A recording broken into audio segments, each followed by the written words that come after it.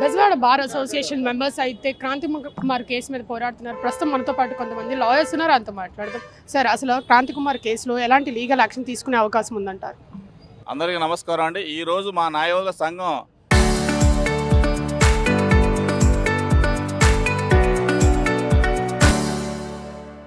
ఆధ్వర్యంలో ఒక నిరసన కార్యక్రమం చేపట్టాము. ఎవరైతే మృతుడు ఉన్నాడో చనిపోయిన పేరుపో క్రాంతి కుమార్ కుటుంబానికి పూర్తి స్థాయిలో న్యాయం జరగాలి. ప్రధానంగా మా ఈ మూడు డిమాండ్లు ఉన్నాయి. మీ ప్రశ్నకు ఆన్సర్ చేస్తాను. ఫస్ట్ది, వాళ్ళ సస్పెన్స్ డెత్ కింద ఎఫ్ఐఆర్ రిజిస్టర్ చేయడం జరిగింది. 87 క్రైమ్ నెంబర్ 87. దాన్ని ఏపీ స్టేట్ ఎస్సీ కమిషన్ వారు కూడా విజయవాడ సిపి వారికి డైరెక్షన్ ఇవ్వడం జరిగింది. ఆ రిజిస్టర్ అయిన ఎఫ్ఐఆర్లో 108 of BNS 108 of section 108 BNS అంటే అబేట్మెంట్ ఆఫ్ సూసైడ్ని ఆల్టర్ చేయండి, అమెండ్మెంట్ చేయండి అని. రెండోది, ఎవరైతే పేరుపోగు క్రాంతి కుమార్ కుటుంబ సభ్యులకి ₹1 నష్టపరిహారం ఇవ్వాలి. ఇది రెండో డిమాండ్. మూడో డిమాండ్, పేరుపోగు క్రాంతి కుమార్ భార్యకి గవర్నమెంట్ జాబ్ ఇవ్వాలి. ఎందుకంటే 3 పిల్లలు అన్యాయం అయిపోయారు. దీనికి ప్రధాన కారణం ఎవరంటే Krishnalanka police station ex CI Nagaraju ఏ స్థాయిలో అరెస్ట్మెంట్ చేస్తే తప్ప ఆయన సూసైడ్ చేసుకుంటాడు. Already there is a documentary proof, video proof కూడా ఉంది. నా మృతికి కారణం కృష్ణలంక ఎక్స్-సిఐ నాగరాజే. ఇంకా అంతకుమించిన ఎవిడెన్స్ ఏముంటుంది? ఆ ఎవిడెన్స్ బేస్ చేసుకొని వెంటనే 108 సెక్షన్ 108 బిఎన్ఎస్ని అమెండ్మెంట్ చేయాలి. ఎఫ్ఐఆర్లో ఆల్రెడీ జ్యుడిషియల్ రిమాండ్లో ఉన్నాడు ఆ సీఏని, ఇందులో కూడా అరెస్ట్ చేయాలి. అదేవిధంగా ఎస్సీ/ఎస్టీ ప్రొవిజన్స్ కూడా అందులో యాడ్ చేయాలి. లేని పక్షంలో మేము ఈ గవర్నమెంట్ డిమాండ్ చేస్తున్నాము. క్రాంతి కుమార్ పూర్తి స్థాయిలో కనుక న్యాయం జరగకపోతే రాష్ట్ర వ్యాప్తంగా న్యాయవాదులు, ప్రజా సంఘాలు, దళిత సంఘాలు రోడ్డున ఎక్కుతాము. పూర్తి స్థాయిలో క్రాంతి కుమార్ కుటుంబానికి న్యాయం జరిగేంత వరకు మేము నిలబడతామని చెప్పి ఈ సందర్భంగా చెప్తా ఉన్నాము. అంటే నాగరాజ్ని ఈ కేసు మీద ఎందుకు విచారించట్లేదని భావిస్తున్నారు మీరు? ఎందుకు విచారించాలంటే పేరుపో క్రాంతి కుమార్ తక్కువ కులం, దళిత కులం. అందుకని పోలీసులందరూ వన్ సైడ్ ఎవరేస్తున్నారు. ఎవరైతే కృష్ణలంక ఎక్స్-సిఐ నాగరాజు ఉన్నాడో, నాగరాజు ముందు వెనక ఉన్న అధికారులు కూడా ఈ కుట్ర ఉంది. క్రాంతి కుమార్ చనిపోవడానికి నాగరాజు, ఆ ఎక్స్-సిఐ నాగరాజు ముందు ఉన్న కీలక పాత్ర వహించిన, ప్రధాన పాత్ర వహించిన అధికారులు కూడా ఇందులో తీసుకురావాల్సి వస్తుంది. ఖచ్చితంగా ఏదైతే నిరసన కార్యక్రమం చేపడుతుందో దీన్ని సీరియస్గా గవర్నమెంట్ వారు స్పందించాలి. లేని పక్షంలో ఈ ఇష్యూను నేషనల్ ఇష్యూ చేయడానికి కూడా మేము భవిష్యత్తు చర్యలు చేపడతామని చెప్పి మేము డిమాండ్ చేస్తా ఉన్నాము. అంటే సిఐ నాగరాజు మీద ఆల్రెడీ సిట్ విచారణ జరుగుతుంది, సిబిఐ విచారణ కూడా కావాలంటున్నారు. ఎందుకు సిబిఐ విచారణ కావాలనుకుంటున్నారు? ఏదైతే పోలీస్ మాన్యువల్లో ఎక్కడైనా ఎన్పిడబ్ల్యూ ఇష్యూ అయిన తర్వాత వెళ్ళి టాస్క్ ఫోర్స్ వాళ్ళు తీసుకురావటం ఉందా? అంటే కోర్టు పరిధిలో ఉన్న కేసుని పోలీసు వారు వెళ్ళి తీసుకొచ్చి కోర్టులో ప్రవేశపెట్టాలి 24 గంటలలోపు. అలా చేయకుండా వారు ఏదో స్పెషల్ జ్యుడిషియరీ సిస్టమ్ లాగా బిహేవ్ చేసి ఒక మనిషిని ఐడెంటిటీని మాయం చేశారు. అసలు సాయి కృష్ణ బతికున్నాడా, మిస్సింగా అనేది ఇప్పటి వరకు ఎక్కడ ఐడెంటిఫై చేయలేదు. సో ఇటువంటి ఏదన్నా ఇన్సిడెంట్ జరిగినప్పుడు అన్ఫార్చునేట్గానో ఫార్చునేట్గానో పోలీస్ సమక్షంలో సాయి కృష్ణకి ఏదైనా అయ్యి ఉంటే వారు ఏదో రకంగా కన్విన్స్ చేసి ఆ డెడ్ బాడీని అందజేయాలి. కానీ అది కూడా చేయకుండా 15 రోజులు ఆ తల్లి ఆ పోలీస్ స్టేషన్ చుట్టూ తిరిగి నా బిడ్డ మృతదేహాన్నన్నా ఇవ్వండి, బూడిదైనా ఇవ్వండి అని చెప్పి ఏడ్చినప్పుడు స్పందించిన పోలీసు వారు మరి ఈ రోజు సిబిఐ ఎంక్వైరీలో అంటే సిట్ విచారణలో ఏ న్యాయం చెప్తారు? ఎందుకంటే బెదర్హుడ్ ఉంటుంది కదా, ఒకే పోలీస్ అధికారి సేమ్ పోలీస్ని ఏ విధంగా విచారిస్తాడు? ఎక్కడో ఒక పార్షియాలిటీ అని ఉండిద్ది. సో సిట్లో అంత నిజ నిజాలు బయటకు రావు కాబట్టి కంపల్సరీగా బయట నుంచి వచ్చే సిబిఐ అయితే ఖచ్చితంగా నిజ నిజాలు బయటకు వస్తాయి. అలాగే అదే పోలీస్ స్టేషన్లో కృష్ణలంక సిఐ పరిధిలో ఒక దళిత యువకుడైన పేరుపోగు క్రాంతి కుమార్ తను ఒక మరణ వాంగ్మూలం ఇచ్చి నా మరణానికి కారణం పలానా సీఏ, నేను దళిత కులంలో పలానా మాదిరి జాతిలో పుట్టడమే నేను చేసిన నేరం అని చెప్పేసి ఒక వీడియో డిక్లేర్ చేస్తే, ఒక వీడియో తను చూపిస్తే ఎప్పటి వరకు ఈ పోలీస్ కమిషనర్ స్పందించలేదు, ఎటువంటి చర్యలు తీసుకోలేదు. దళిత హోంమంత్రి మీద మేకప్ మీద ఉన్న శ్రద్ధ కూటమి ప్రభుత్వానికి ఒక దళిత యువకుడు మరణ వాంగ్మూలం మీద ఎందుకు శ్రద్ధ లేదు?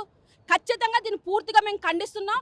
రానున్న రోజుల్లో ఇలాగే కూటమి పాలన ఉందంటే ఈ పోలీస్ వ్యవస్థని నాశనం చేయడం తప్ప ఏమీ లేదు. మీరు చూస్తే పోలీస్ వ్యవస్థని ఎంత దిగజారుస్తున్నారంటే చంద్రబాబు నాయుడు గారు ఈ పోలీస్ వ్యవస్థని ఏం చేద్దామని ఒక రావణ్ కేసులో హుటాహుటిగా వెళ్ళి అర్ధరాత్రి అరెస్ట్ చేసి ఏపీకి తీసుకొచ్చి కోర్టులో ప్రవేశపెడితే పోలీసు వారు కోర్టు ఇది మేము అరెస్ట్ చేయలేము, సో అతన్ని మేము రిమాండ్ రిజెక్ట్ చేస్తామంటే మళ్ళీ ఇంకో కేసు వేశారు, ఇంకో పీటీ వారెంట్ వేశారు. మళ్ళీ అక్కడ కూడా సెకండ్ టైం కూడా కోర్టు రిజెక్ట్ చేస్తే మళ్ళీ 3rd కేసు పెట్టారు. తన మీద ఇప్పటికీ 30 కేసులు రిజిస్టర్ చేయడానికి ఈ పోలీస్ వారికి టైం ఉంది. కానీ నిజంగా సూసైడ్ చేసుకొని నా మరణానికి కారణమని క్రాంతి కుమార్ చెప్తున్న ఈ కేసులో ఆ సెక్షన్ ఆల్టర్ చేయలేకపోతున్నారా? అంటే అక్కడ పీటీ వారెంట్ల మీద పీటీ వారెంట్లు వేస్తున్నారు. సిగ్గుందా? ఈ వ్యవస్థను ఏం చేయాలనుకుంటున్నారు? ఈ కూటమి నాయకులు పోలీస్ వ్యవస్థని అడ్డంగా పెట్టుకొని ఎన్ని అరాచకాలు ఎన్ని దుర్మార్గాలు చేయాలని చూస్తున్నారు. ఇది ఖచ్చితంగా వ్యవస్థల మీద వ్యవస్థలు నిర్వీర్యం చేస్తున్న ఈ కూటమి ప్రభుత్వం. చంద్రబాబు నాయుడు గారు దీనికి అధ్యక్షతగా ఉన్నారు. ఖచ్చితంగా పోలీస్ వారు దీని మీకు ఒక మాన్యువల్ ఉంది, ఇది ఈ రాజ్యాంగ ప్రకారం మీరు నడుచుకోవాలి. మీ ఇష్టానుసారంగా కొంతమంది అధికారులకు తొత్తుల్లాగా బిహేవ్ చేస్తే రానున్న రోజుల్లో మీరు ఖచ్చితంగా ఆన్సర్ చెప్పాల్సి వచ్చింది. సిఏ నాగరాజుతో పాటు ఆ స్టేషన్లో ఉన్న సిబ్బంది కూడా ఖచ్చితంగా దీని ఆన్సరబుల్లే. ఇంకొకటి మేడం, ఏదైతే దళిత యువకులు ఉన్నారో ఎస్పెషల్లీ దళిత యువకులకి ఈ కూటమి ప్రభుత్వం కానీ వచ్చిన తర్వాత ఇదివరకు పాత రోజుల్లో దళితులకి పొలకి ముంత తాటే కట్టేవాళ్ళు. కానీ ఈ ప్రభుత్వం వచ్చిన తర్వాత దళిత యువకులకి వేస్తున్న ముద్ర ఏంటో తెలుసా మేడం? Rowdy sheeter. వాళ్ళు ఏం చేస్తారో మరి. ఈ సిటీలో పెద్ద పెద్ద రౌడీ షీటర్లు ఉన్నారు, కొన్ని అగ్రవర్ణ కులాలకు చెందిన రౌడీ షీటర్లు ఉన్నారు. మరి వారి మీద ఎటువంటి చర్యలు తీసుకోలేదే. అంటే అతి సామాన్యమైన పేరుపో క్రాంతి కుమార్ మీద మాత్రం రౌడీ షీటర్. ఏదన్నా బలహీన వర్గాన ఒక బిడ్డ అరెస్ట్ అయితే అతను గంజాయిస్టు, అతను ఒక రౌడీ షీటర్. ఈ కూటమి ప్రభుత్వం కావాలని దళిత మీద కక్ష సాధింపుగా చేస్తుంది. మరి హోమ్ మినిస్టర్ అనిత తన జాతికి న్యాయం చేయలేకపోతుంది. మరి ఎస్సీ ఎస్టీ కమిషన్ చైర్మన్ ఇంటికి వచ్చాడు. ఎందుకయ్యా, ఎందుకు వచ్చారు మీరు? ఆ బిడ్డకి న్యాయం చేయలేనప్పుడు, మీ అధినాయకుడిని ప్రశ్నించలేనప్పుడు మీరు ఎందుకు వచ్చారు విజిట్ చేయడానికి? ఒక్క సెక్షన్ ఆల్టర్ చేయలేకపోతున్నారా? అలాగే టీడీపీ నాయకులు ఎవరైతే 29 ఎమ్మెల్యేలు దళిత ఎమ్మెల్యేలు ఉన్నారో మీరు స్పందించలేకపోతున్నారా? మీ నాయకుడి దగ్గరికి వెళ్ళి ఒక పేరుపోగు వెంకటేశ్వర గారి కుమారుడు పేరుపోగు క్రాంతి కుమార్ మరణానికి మనం ఆన్సర్ చెప్పాలన్నా, మేము జాతికి ఆన్సర్ చెప్పాలన్నా మీరు సెక్షన్ ఆల్టర్ చేయండి అని మీ అధినాయకుడు అడగలేకపోతున్నారా? ఎందుకయ్యా మీకు ఈ పదవులు మహా అయితే ఇంకో మూడేళ్ళు ఉంటాయి. కానీ మీరు దళిత జాతిలో ఖచ్చితంగా జాతికి ఆన్సర్ చెప్పుకోవాల్సి వస్తుంది. అంటే ఇప్పుడు క్రాంతి కుమార్ కేసులో హైకోర్టులో దీనికి పిల్ అయిపోతున్నారు, పిటిషన్ అయిపోతున్నారు. క్రాంతి కుమార్ మరణ విషయంలో కూడా రానున్న రోజుల్లో ఖచ్చితంగా పిల్లు వేస్తాము. ఈ కమిషనర్ ఇప్పటికైనా తన పరిధి దాటి బిహేవ్ చేస్తున్నా, ఏ పోలీస్ బాస్ పరిధి దాటి బిహేవ్ చేసి లోకల్ ఎమ్మెల్యే ఎంపీ ప్రజాప్రతినిధులు అండ చూసుకొని ఒక రెచ్చిపోతున్నారో వారందరి మీద రానున్న రోజులు చట్టం ముందు నిలబెడతాం. సరే, ఇప్పటికే క్రాంతి కుమార్ కేసులో అయినా, సాయి కృష్ణ కేసులో అయినా నాగరాజు గారు నిన్న కోర్టులో నాకు ప్రాణహాని ఉందని చెప్పి జడ్జి ముందు చెప్పారు. దీన్ని ఎలా చూస్తారు?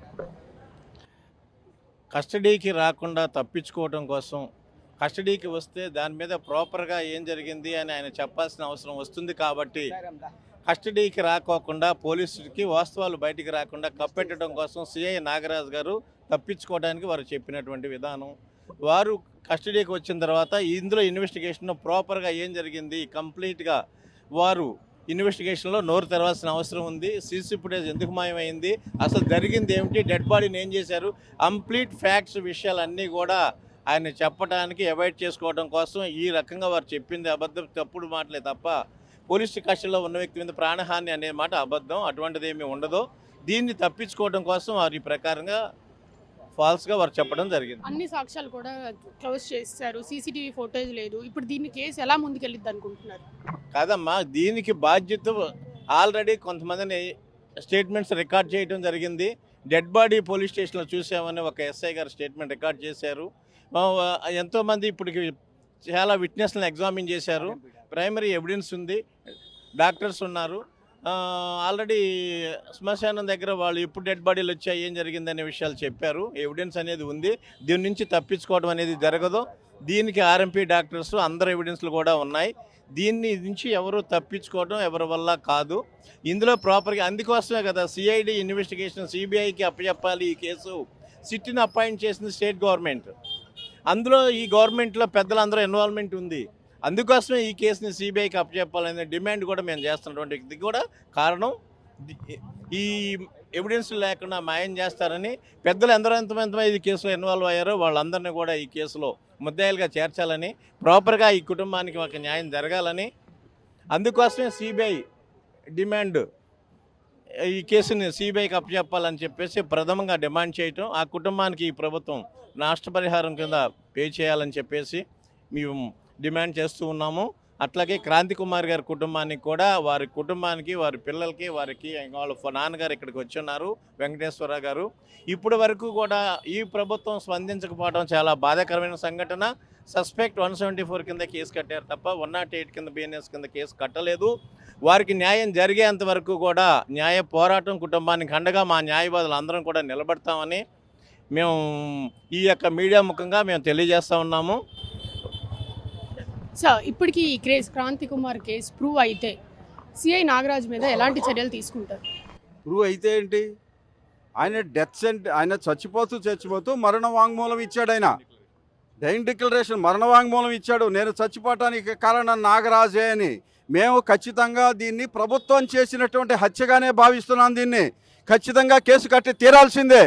దీనిలో ఎక్స్క్యూజ్ లేదు. పోలీసు అయితే ఆయనకి 2 కొమ్ములేమో ఉండవు. వాళ్ళు ఆకాశం నుంచి ఊడిపడినటువంటి మనుషులేం కాదు. ఈ భారతదేశంలో ఎవరికైనా సరే చట్టం వర్తిస్తుంది, న్యాయం వర్తిస్తుంది, న్యాయస్థానాలు ఉన్నాయి. ఎవరు తప్పు చేసినా, ఇంక్లూడింగ్ చంద్రబాబు నాయుడుతో సహా ఎవరు తప్పు చేసినా సరే శిక్షింపబడాల్సిందే. ఈ ఆంధ్రప్రదేశ్లో ఎప్పుడు చట్టం గాడి తప్పిందన్నా కూడా చంద్రబాబు నాయుడు గారి హయాంలోనే గాడి తప్పుతుంది. ఇది గుర్తుపెట్టుకోవాలి. గతంలో జరిగిన లాకప్ డెత్ల దగ్గర నుంచి మీరు ఏదైనా చూడండి, ఆ చంపేసిన పోలీసుల్ని హీరోల కింద చిత్రీకరించడం, వాళ్ళకి సపోర్ట్ చేస్తున్నటువంటి జనాలను ఒకరిని రోడ్డు మీద తీసుకురావటం, ఆయన మంచాడు, ఆయన మూలంగానే మేము ఇంతకాలం బతకగలుగుతున్నాం. గతంలో సురేంద్రబాబు అని ఆయన విజయవాడ సిపిగా ఉన్నప్పుడు కూడా లాకప్ డెత్లు జరిగినాయి. అప్పుడు కూడా అంతే, సురేంద్రబాబు గారికి అనుకూలంగా రోడ్డు మీద ప్రదర్శనలే చేశారు. సురేంద్రబాబు అయినా సరే, నాగరాజు అయినా సరే, ప్రధానమంత్రి అయినా సరే, ఎవరికైనా సరే చట్టం వర్తిస్తుంది. జయలలితని ముఖ్యమంత్రిగా ఉండగా జైలుకి పంపించినటువంటి చరిత్ర, చట్టాలు ఇక్కడ ఇండియాలో ఉన్నాయి. ఇందిరాగాంధీ ప్రధానమంత్రిగా ఉండగా ఆమెను శిక్షించి జైలుకి పంపించినటువంటి చరిత్ర భారతదేశంలో ఉంది. ఇక్కడ చట్టాలు పనిచేస్తున్నాయి, న్యాయస్థానాలు ఉన్నాయి. అంతే తప్ప ఏదో మా చట్టం చేతుల్లో ఉంది, మేము ఏదైనా చేసేస్తామని అంటే మీరు కాదు కదా. మిమ్మల్ని పుట్టించిన బ్రహ్మదేవుడు వచ్చినా సరే, 7 సముద్రాల అవతల ఉన్నా సరే మిమ్మల్ని శిక్షించటం ఖాయం, మిమ్మల్ని లోపలికి తోయటం ఖాయం. మీరేమో సిబిఐ విచారణ కావాలంటున్నారు, కానీ సిఐ నాగరాజ్కి మద్దతుగా చాలా మంది కృష్ణలంక దగ్గర వచ్చి పోరాటారు. దీని గురించి ఏమంటారు? ఆయనకి మద్దతుగా ఎవరు పోరాడారు, ఎవరు పోరాడలేదు అనేది ఇంపార్టెంట్ కాదు. ప్రతి మనిషికి దొంగతనం చేసిన వాడికి కూడా వాళ్ళ ఇంట్లో ఈయనకి గతి లేక దొంగతనం చేశాడనో, ఆకలితోనో దొంగతనం చేశాడనో ఏదో రకమైనది చెబుతారు. ఆయన సపోర్ట్ ఇవ్వటం ఇది కాదు. ఇక్కడ చట్టం అనేది తన పని తను చేస్తుందా, చేయటం లేదా? తప్పు చేసిన వాడికి శిక్ష పడుతుందా, పడట్లేదా? ఇక్కడ వ్యవస్థలు నడుస్తున్నాయా, నడవటం లేదా? భారతదేశంలో అమలు జరిగేది రాజ్యాంగమేనా కాదా? ఇది ఇంపార్టెంట్. దీని మీద, ఆ తప్పు చేసిన దాని మీద సెక్షన్లు వర్తిస్తాయి. ఆ తప్పు చేసిన వాడికి శిక్ష ఇవ్వాల్సిన అధికారం కోర్టులది. అంతేగాని వీటిలన్నింటినీ వదిలిపెట్టి చట్టాన్ని నేనే తీసుకొని చేతుల్లోకి తీసుకొని జనాన్ని చంపేస్తాను అని అంటే, చంద్రబాబు నాయుడు గారి మీద 19, 20 కేసులు ఉన్నాయి. దానికి జైల్లో పెట్టి ఆయన్ని చంపేయాలి, కాల్చి చంపేయాలి. లోకేష్ మీద, నా మీద 23 కేసులు ఎన్నో ఉన్నాయని చెప్పేసి ఆయన నిన్న స్టేట్మెంట్ ఇచ్చారు. ఆయన ఏం చేయాలి? బండి సంజయ్ మీద 93, 107 కేసులు ఉన్నాయని చెప్పేసి చెప్పాడు అని చెప్పి ఆయన స్టేట్మెంట్ ఇచ్చారు. ఆయన ఏం చేయాలి? సెంట్రల్ మినిస్టర్ని. వీళ్ళందరినీ చంపేసుకుంటూ పోతే ఇండియాలో అసలు రాజకీయ నాయకుడు అనేవాళ్ళు మిగులుతారా? ఇదేనా వ్యవస్థ చేసే పని? కోర్టులు చేయాల్సిన పని పోలీసుల చేతుల్లోకి తీసుకొని వాళ్ళు ఇష్టం వచ్చినట్టు చేసేయటం అనేది అసలు ఆంధ్రప్రదేశ్లో ఉన్నటువంటి పోలీసు వ్యవస్థ రాక్షసులకు ఎక్కువ, కిరాతకులకు తక్కువ అన్నట్టుగా ఉంది. రాక్షసులు కూడా యజ్ఞయాగాదులను పాడు చేసేవాళ్ళు తప్ప ఈ పోలీసులు నిర్దాక్షిణ్యంగా చంపేస్తున్నారు అని అంటే ఇంతకన్నా సిగ్గుమాలిన వ్యవస్థ ఇంకెక్కడన్నా ఉంటుందా? అసలు ఈ పోలీసులకి సిగ్గుందా అని కూడా మేము ప్రశ్నిస్తున్నాం. అసలు దాన్ని హత్య కేసు కింద పరిగణించకుండా సస్పీషియస్ డెత్ కింద చూపిస్తున్నారు అని అంటే, ఇదే సామాన్యమైన ఏమన్నా కళ్ళు మూసుకొని ఏదో చచ్చిపోయి ఒక కాగితం రాసి నేను దీని గురించి కారణం అని చెప్పేసి రాసి పెడితే దాన్ని హత్య కేసు కింద పరిగణిస్తున్నారా, పరిగణించట్లేదా? నాగరాజు దగ్గరికి వచ్చేసరికి మీరు ఎందుకు ఆయన్ని కాపాడాలని ప్రయత్నిస్తున్నారు? నాగరాజుకి మీరు సపోర్ట్ చేస్తున్న సిపి రాజశేఖర్తో సహా దీనికి శిక్షార్హుడే. చాలామంది పోలీస్ స్టేషన్లో ఉన్నటువంటి సీసీ ఫుటేజ్ పోయింది అని అంటే, నీ దగ్గర ఉన్నటువంటి ఫుటేజ్ ఏమైంది? డీజీపీ ఆఫీసులో ఉండేటువంటి ఫుటేజ్లు ఏమైనాయి? వీటిలన్నిటికీ కూడా సమాధానం చెప్పాలి. కింద నుంచి పై దాకా ఎవరెవరైతే దీనిలో ఉన్నారో వీళ్ళందరికీ శిక్ష పడాల్సిందే. అందరినీ రోడ్డు మీదకి లాగేంత వరకు కూడా మా న్యాయ వ్యవస్థ కానీ మా లాయర్లు కానీ నిద్ర పోరని చెప్పి ఈ సందర్భంగా తెలియజేస్తాం. సార్ కదా ఇది ఇక్కడ పరిస్థితి బెజవాడ లా అసోసియేషన్ మొత్తం బార్ అసోసియేషన్ మొత్తం సిబిఐ ఎంక్వైరీ చేయాల్సిందే, దీంట్లో సిట్ విచారణ కాదు సిబిఐ చేయాలని కోరుకుంటున్నాం. కెమెరామెన్ నానితో అథా మహమ్మద్, RTV విజయవాడ.